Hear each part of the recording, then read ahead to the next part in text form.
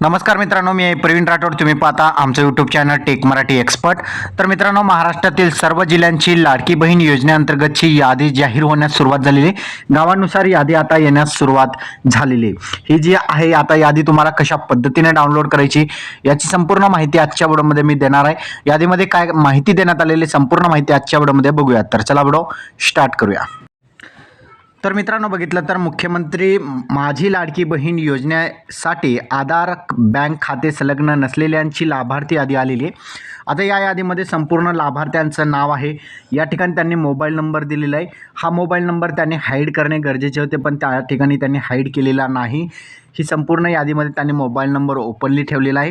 त्यानंतर त्यांच्या बँक खातं कोणतं आहे, बँक खातं या ठिकाणी त्यांच्या बँकेचं नाव दाखवण्यात आलेलं आहे.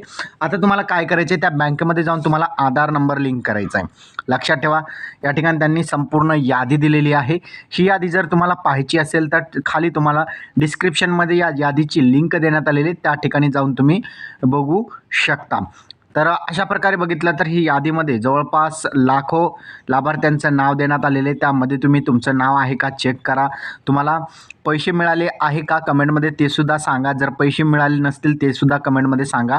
तर अशा प्रकारे बघितलं तर यादी आता येण्यास सुरुवात झालेली आहे.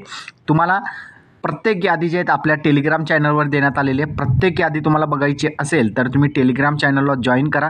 प्रत्येक गावानुसार तुम्हाला यादी त्या ठिकाणी टाकण्यास सुरुवात होणार आहे. हा व्हिडिओ तुम्हाला कसा वाटला कमेंटमध्ये सांगायचा विसरू नका. चॅनलवर नवीन असाल चॅनलला सबस्क्राईब करा. अशाच महत्त्वपूर्ण अपडेट्स तुम्हाला रोज मिळत जातील. धन्यवाद.